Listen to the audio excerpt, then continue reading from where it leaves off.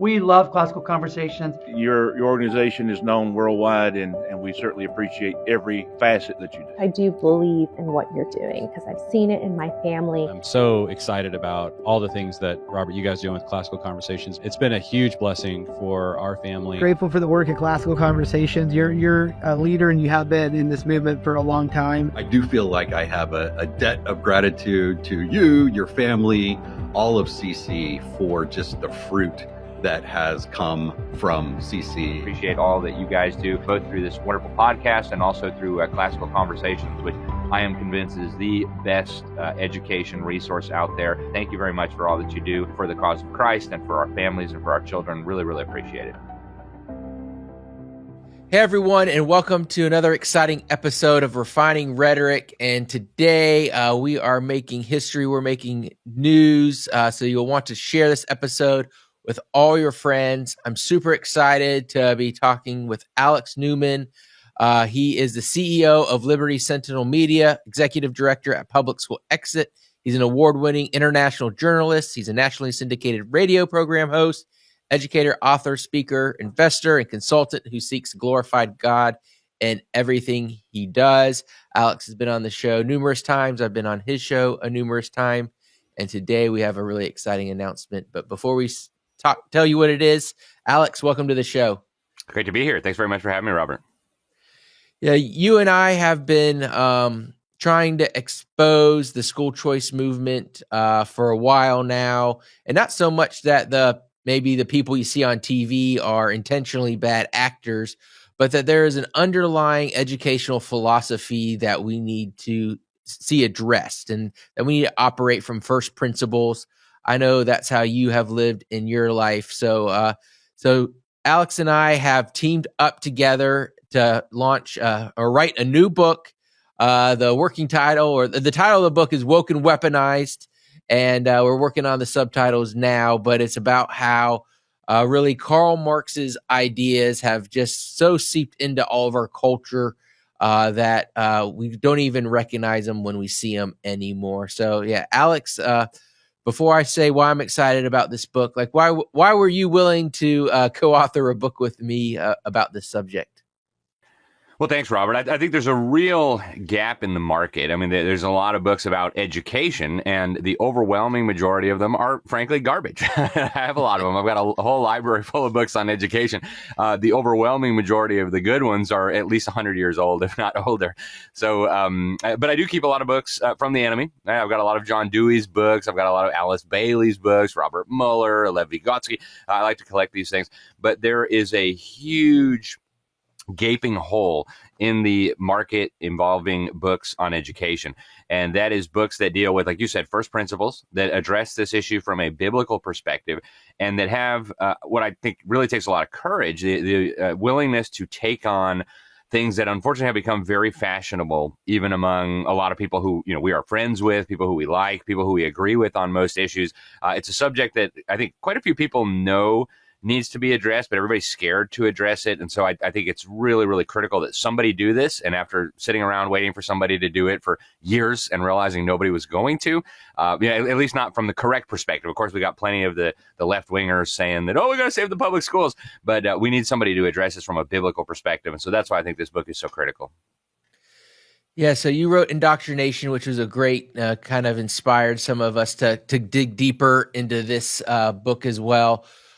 Why is it so important that people understand history and the historical arc of where we get our educational ideas, especially when it comes to funding? Because, for me, I just see people just accept so many things around us as like, this is just how it's always been done. They won't necessarily say that, but it's the cage, and so you're trying to operate well in this cage, but like for us, for homeschoolers and me, who's, other than going to Clemson University, really never stepped foot in a publicly funded, institution in my entire life or any of my education. We don't even see these, cages around us. Like we're that bird outside, and, it's like, yeah, we got to find our own food. But we also have the, wonderful benefits of liberty. So do you think it's do you think having a book that dives into the history of education and actually gives a vision for how, it was done and how we can get there again, like, why is that important for the market? Well, I think it's essential for several reasons. First of all, it's essential because God talks a lot about education. And what is very, very clear to anybody who studied the Bible and has studied human society, the more people follow biblical principles, the better off your society is going to be. And the Bible has several different ways of describing this, right? Obedience leads to blessing. You reap what you sow.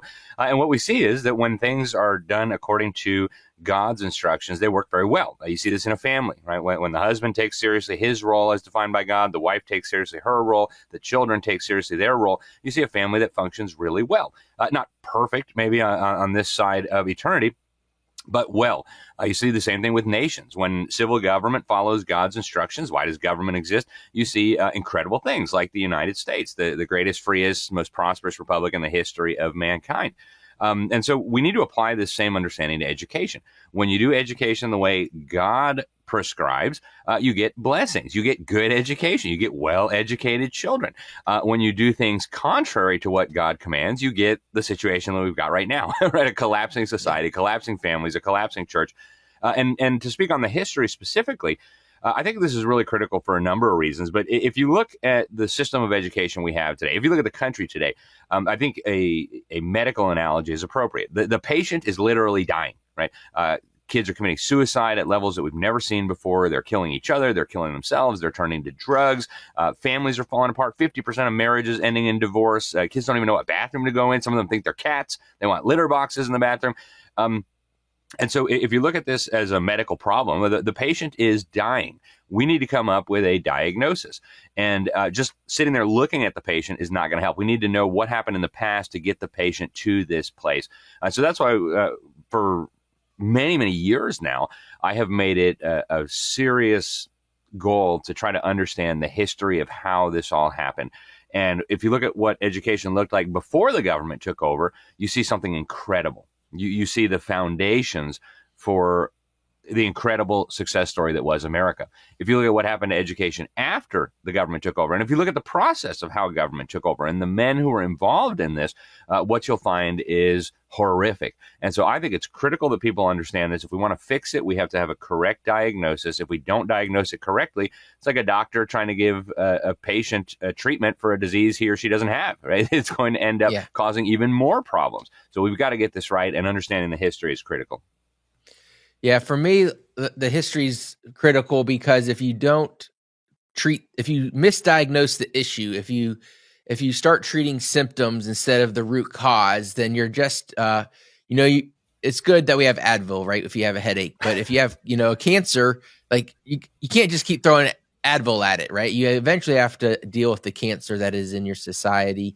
And a lot of people don't know, like, founded in 1776, the first government-funded education really wasn't, given to the U.S. until about 1850, and it wasn't even proliferated through every single state to 1900. So the first, 75 to 125 years of our country, every single, educational institution, which, we had 90% literacy rate, 95% literacy rate versus now it's 35%, was paid for and organized by the local community and the family. So, when we say that this public school experiment is failed and it's new, it really is, for the vast majority of, for a good portion of our country's founding, when we were very prosperous and building, the government was completely out of education, and then it got into it. So what are some of the things, we want people to buy the book, of course, but what are some of the things through your research that you've seen that seem to be maybe these first principles that have undermined our education liberty here in the U.S.? Well, it really began with the first guy to seriously propose that the government ought to be educating children. And there was some experimentation with that back in the old city-states in Greece. And, of course, it was a disaster. Right? You had fascist Sparta, where the government's like, yeah, we got to train the little boys to be good soldiers. Like, oh, okay, that's nice. But what about the other parts of life? But in the modern era, the first guy to seriously propose that the government ought to be educating children, we've got a whole chapter on him in the book, Robert Owen. And this was before Karl Marx even came on the scene and started furthering this idea of total government over everything. The guy was a collectivist in the truest sense of the word. He rejected Christianity.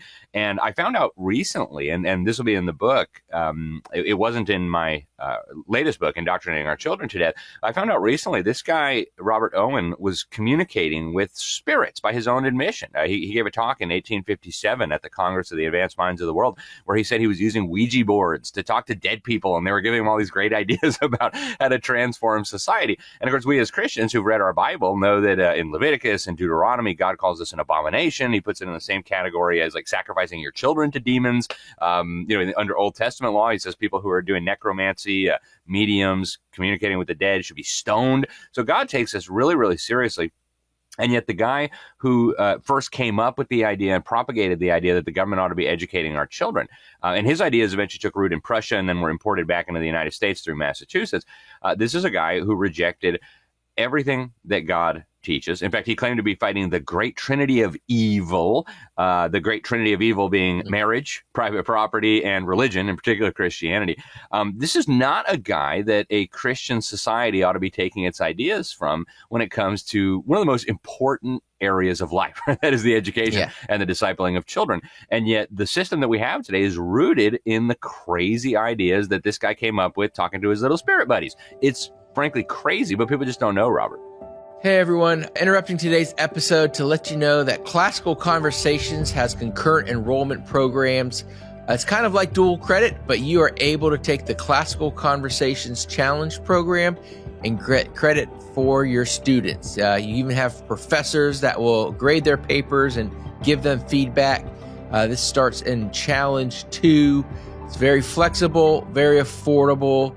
You can also meet with our degree plan advisor so you can plan out your high school concurrent enrollment credits so that you know where you stand when you get to college. So you can go to classicalconversationsplus.com and click on the concurrent tab. That's classicalconversationsplus.com to find out more information. Now, let's get back to the show. How can we distinguish between obviously there's been atheists that have had scientific discoveries or, have done great things. And so there's not always a worldview alignment with people who God has graciously given, information to give out to the world. So how do we distinguish between okay, I'm not going to use Pythagorean's theorem because, he didn't believe the same things I believe, but it works versus something like, Robert Owen, Horace Mann, Prussia, the ideas that came out of there that have been incorporated into our education system. How do we distinguish between saying, we shouldn't do this because of the founders versus we can accept this because of the person who maybe discovered it? Well, there's several simple formulas that God has given us in his word. One of the first ones is by their fruit ye shall know them, right? And of course, these guys who took over the education system on behalf of the government thought the fruit was going to be great. Horace Mann said that we were going to get rid of 90% of the crimes if we could just have the government educating everybody's children. And of course, exactly the opposite happened, right? We go compare Boston back in the mid 1800s with, say, downtown Miami or Detroit or Chicago or Memphis or New Orleans, right? It's absolutely horrific. And so by the fruit of this, we can see that it wasn't a good idea. Now, it's true that unbelievers and pagans can come up with interesting discoveries, right? Ultimately, all truth is God's truth, and God has given each of these unbelievers and pagans a mind to use. And these unbelievers and pagans, they're made in the image of God, so they have a functioning mind. And when they stumble upon a truth that is God's truth, and we can look at that and say, wow, it is objectively true, and so this is useful, and we can incorporate that into our thinking. We can use it for useful purposes, and of course, we should expect that it would produce good fruit if it's based on God's truth. But when you have ideas that run contrary to what the Bible teaches that are being proffered by pagans and unbelievers, then I think it's very clear that we need to reject those. Like, for example, the idea that we should abolish the family, right? It was God who prescribed the family. And we have plenty of people who think the world would be better off without the family, including Robert Owen. He tried it out in his goofy little commune, New Harmony, and obviously it failed, right? And why? Well, the fruit was bad, but the reason why it failed is because it runs contrary to the way God ordained that things should work. So certainly pagans and unbelievers can come up with useful discoveries, and many of them have, and we're grateful for that. And as Christians, we should be able to celebrate that and incorporate that into our thinking. But when they're putting out some idea that is wicked, that is contrary to the laws of God, that is contrary to the order that God has created or the moral system that God has created, then I think self-evidently we need to reject those. Now, in next year, our book's going to come out in January. We'll be also celebrating our country's 250th, anniversary, which is super exciting. How has this idea that the government is responsible for our children seeped into our society, where it's almost like if you had asked a parent, say in 1830, if they would send their kids to a government institution, they would have looked at you sideways and thought you were crazy and ran you out of town, right? But now it's kind of expected. 90% or 87% of students go to one. How did this idea of parental liberty, rights, and responsibilities get co-opted over the last 100, 150 years to where we are today? Well, it was a very gradual process, of course, but it's interesting what you just said, Robert. When Horace Mann first started demanding that parents hand over their children to the state, he claimed that we who are involved in the sacred cause of education can look on parents as if they've given hostages to our cause, which is, of course, bonkers. And the reality is when he went around demanding that people hand over their children, in some cases, they actually had to call out the militia because parents said, no, you cannot have our children. That's how controversial this was back 150, 160 years ago when these ideas were first percolating in Massachusetts. But over a period of several generations, the idea became normalized. And I would argue that a real turning point was the aftermath of World War I. Prior to World War I, most children were still primarily educated by their families with a supplemental role for the church and local communities and extended families and private tutors and academies and things like that. But during World War I, something very dramatic happened. All the men were sent off to war, and then the women had to go into the factories to make the munitions and the equipment and the material for the war, and that left the children at home unsupervised with nobody to guide what they were doing. And that was the turning point. That's when most American children, for the first time, were being primarily educated by the government, and we never turned back. It only got worse and worse. But it was a gradual process. If Horace Mann had said, hey, I need your children for 9 months out of the year, plus I want them for after-school programs, plus I want them for 8 hours a day, and then I'm going to give them homework when they go home, the guy would have been tarred and feathered, no question. But because it happened, just like the frog in the water, right? If you had thrown the frog into the boiling water, you just jump right out and the whole plan would be ruined. But as John Dewey said, you got to boil them slowly. In his essay, 1898, The Primary Education Fetish, these changes must come gradually because to force them unduly would favor a violent reaction. So all these guys understood that we've got to go little step by little step, because if the parents, if the taxpayers, if the teachers even figure out what we're doing, they will come after us, probably violently. So one of the things that you and I have, or at least I've been accused of, is, oh, you're only against things, you're never for anything. And we're trying to wrap up this book, Woke and Weaponized, with ideas on things that we could be doing differently than necessarily universal school choice. And what are some of those things? Like, you and I don't necessarily, I'm not an incrementalist in the sense that, I have a very, very specific design for my children and their education. But I also see that we've got this Marxist indoctrination centers that have been built up over the last 120 years that we have to unwind. And I don't want, society would not be in a great spot if all the public school closed tomorrow and all the kids were gone. So what are some of these other ideas, or why is it important for us to, be abolitionist in a sense, but also recognize the times that we're in? Yeah, that's a great question, Robert. And unfortunately, you're exactly right. I would love to see the government school system abolished tomorrow. In fact, I would love nothing more than that. But the reality is, you and I both know that's not going to happen, absent some sort of incredible miracle. And so I think it really needs to begin with a mind shift. The overwhelming majority of Americans still identify as Christian, depending on whose polls you believe. Somewhere between 2/3 and maybe 75% of Americans say they are Christian. Now, if you ask people about their worldview, if you ask people about their relationship with Christ, you'll find out that there's a lot of people who say they're Christian but aren't.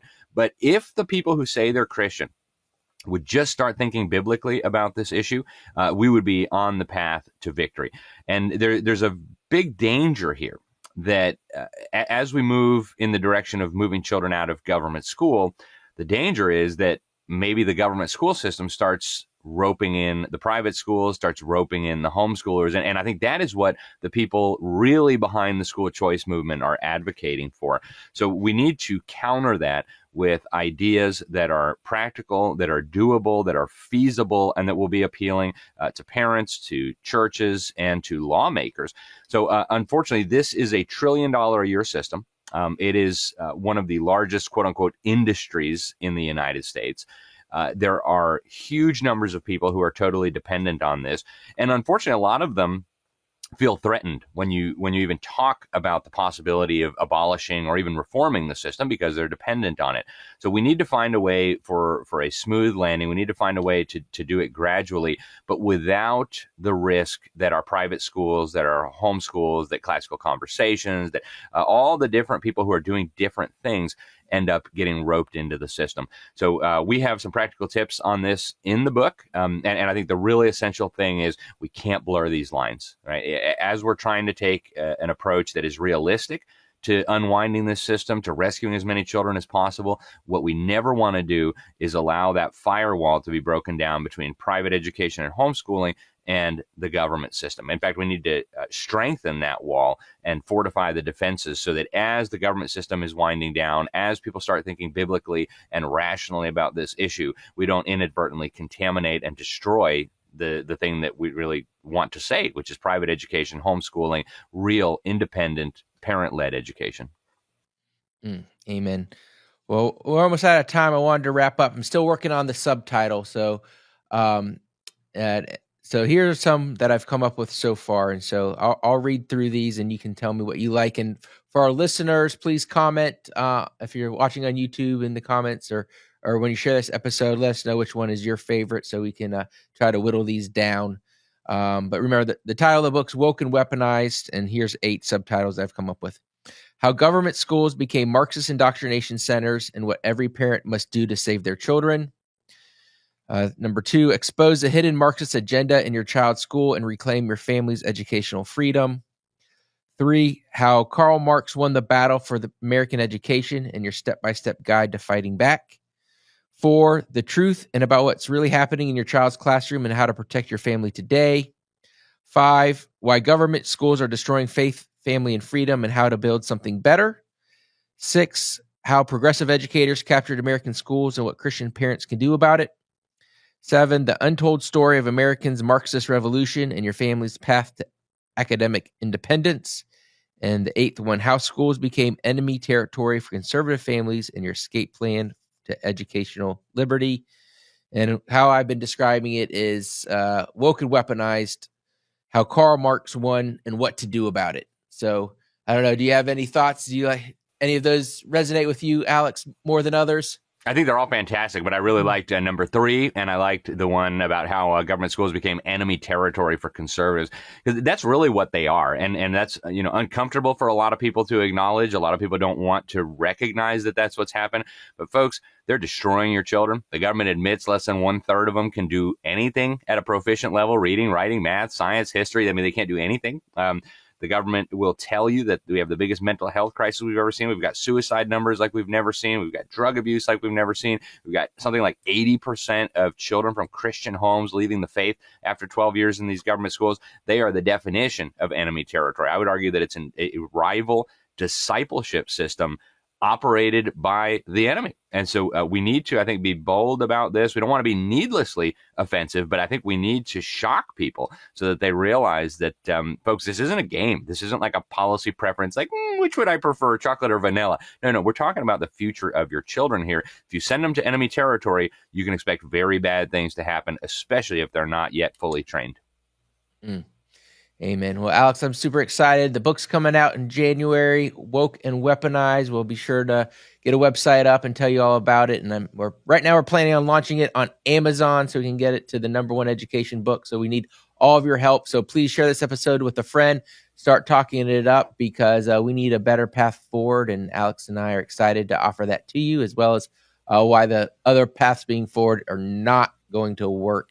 So only education liberty, education freedom, independence is what we need in America. So Alex, thanks so much for joining us today. I'll give you the last word. Tell our listeners what else you're working on. Well, thank you, Robert. I got some blog posts coming up, some more blog posts coming up for Classical Conversations. People can find most of my work at my website, libertysentinel.org. And looking forward to working on this book. We've been working on it for a while, and I think people really, really should be excited about this, because this is going to be a critical piece of ammunition in this battle for the hearts and minds of our children and our country. So thank you very much for having me, Robert. Appreciate it. And God bless you, sir. All right. Thank you, everyone, for listening to today's episode. As I said, share with a friend. Comment below what you think the subtitle should be. And until next time, God bless. Thank you for listening to Refining Rhetoric with Robert Bortins. Want more?